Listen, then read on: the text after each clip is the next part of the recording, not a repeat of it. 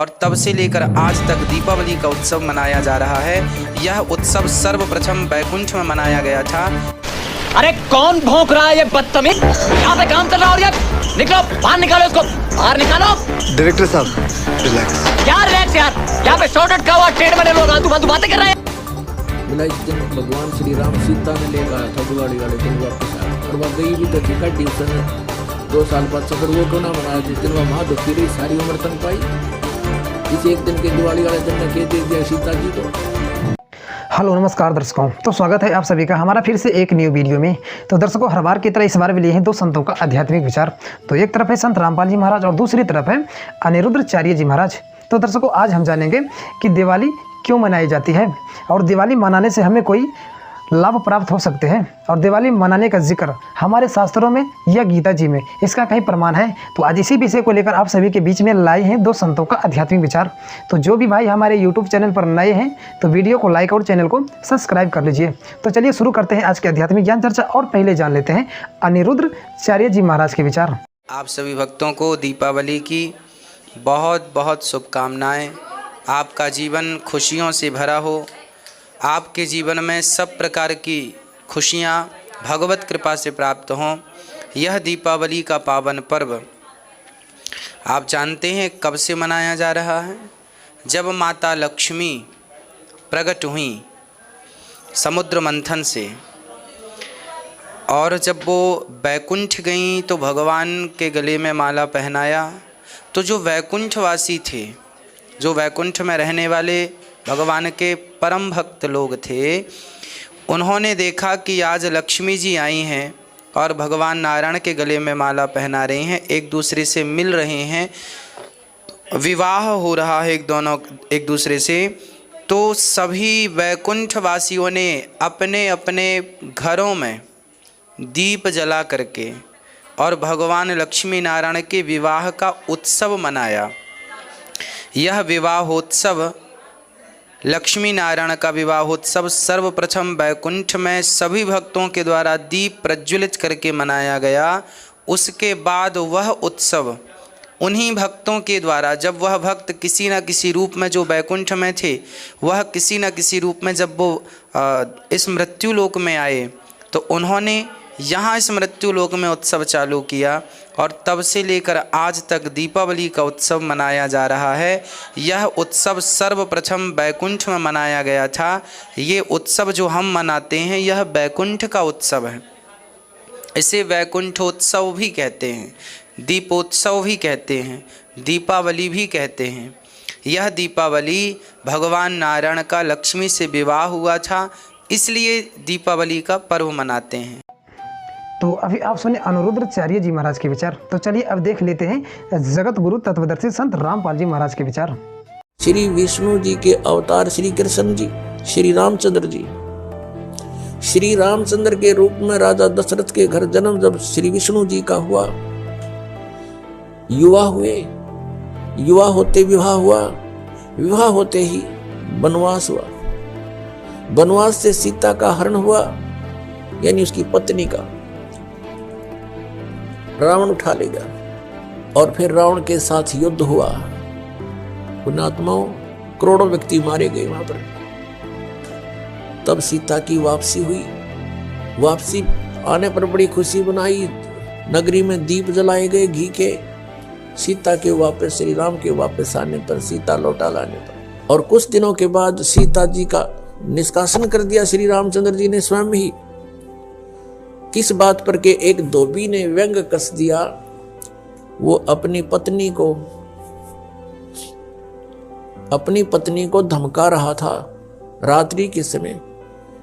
वो किसी उस आपस में कहासुनी होने से उस धोबी की पत्नी घर से बाहर चली गई थी कहीं अपने रिश्तेदारी में। फिर वो वापस लेकर आया तो उसको धमका रहा था कि मैं तुझे घर नहीं रखूंगा, तू 3 दिन कहाँ रही? मैं दशरथ के पुत्र जैसा नहीं हूं जो वहां पर 12 वर्ष तक रावण के पास रही, उसको फिर घर ले आया। उधर से श्री रामचंद्र जी राजा थे अयोध्या के। पहले राजा लोग अपनी प्रजा के दुख सुखों को स्वयं ही जाना करते थे, रात्रि के अंदर वेश बदल कर घूमा करते थे।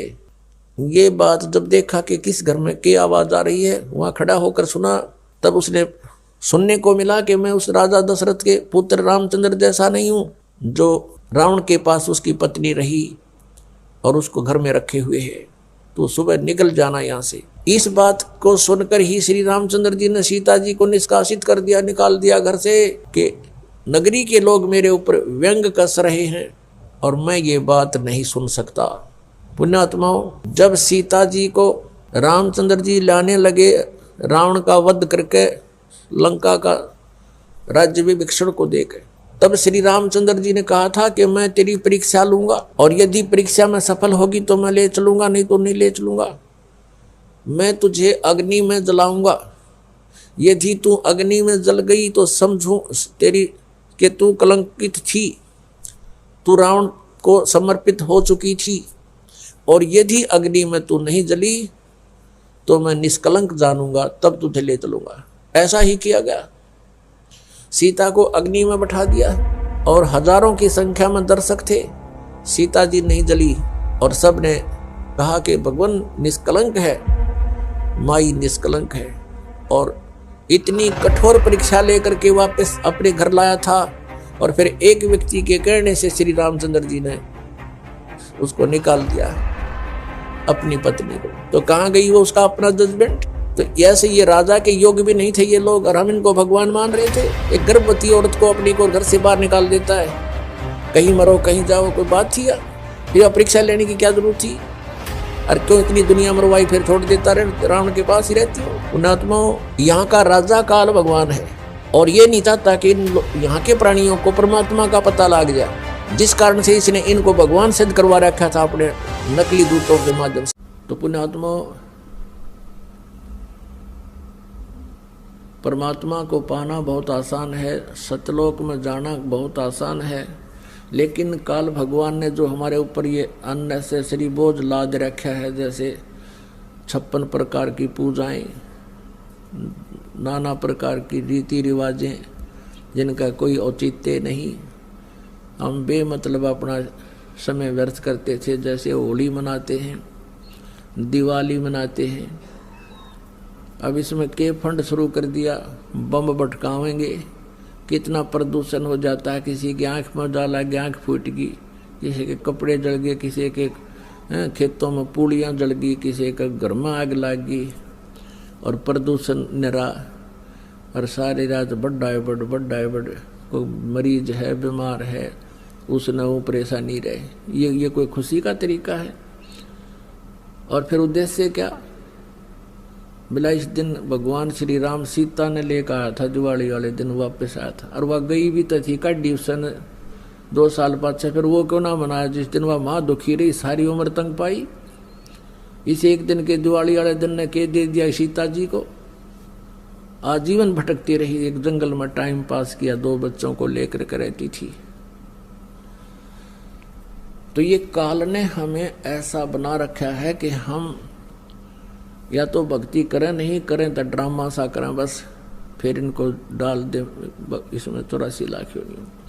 तो पुण्यात्माओं, परमात्मा कहते मेरे हंसा भाई, हंस रूप सा जब तू आया, अपना स्वरूप भूल में भूलाता ते जीव कहाया। उस समय तू आया तो बहुत धनी था, अब तू निर्धन हो गया, अब तूने फिर से धनी बनना है, तभी तुम सतलोक जा सकता हो। जितनी कमाई लेकर आया था पुनों की, राम नाम की भक्ति, उतनी ही तो सैचुरेट हो जाएगा, भक्ति के धन से परिपूर्ण हो जाएगा जब वापस जाएगा। और उसके लिए कितना आसान, एक श्वास की कीमत बता दी, होय होय। तो पुण्यात्मा, अब कितनी पूंजी लेकर आए थे हिसाब ला लेना, और ये सिमरन आजीवन करते रहोगे। जब तुम भक्त सतलोक जाने योग्य होगे तो हम कितने धनी थे, अब हमने किस प्रकार उतना ही धनी बनना है। जैसे गीता जी अध्याय नंबर 8 के श्लोक नंबर 1 में गीता ज्ञानदाता से अर्जुन ने पूछा कि आपने जो 7वें अध्याय के 29वें श्लोक में जिस तत्परम के बारे में जानकारी दी है कि उस तत्परम को, कि उसके तत्परम को और सारे अध्यात्म ज्ञान को और सभी कर्मों को जो जानता है वो केवल जरा और मरण से छूटने का ही प्रयत्न करता है। तो अभी आप सुने दोनों धर्मगुरुओं का आध्यात्मिक विचार। तो आध्यात्मिक विचार में किसका ज्ञान सही था, कमेंट में आप हमें जरूर बताइए। तो मिलते हैं अगले वीडियो में, जब तक के लिए धन्यवाद। और अगर तुम लोग नए हो तो सब्सक्राइब करो, वो जो लाल वाला बटन है उस पर फूट फेंक के मारो या फिर मोमबत्ती, मुझे नहीं पता, बस क्लिक हो जाना चाहिए। नहीं, सोचिए मत, सब्सक्राइब कीजिए।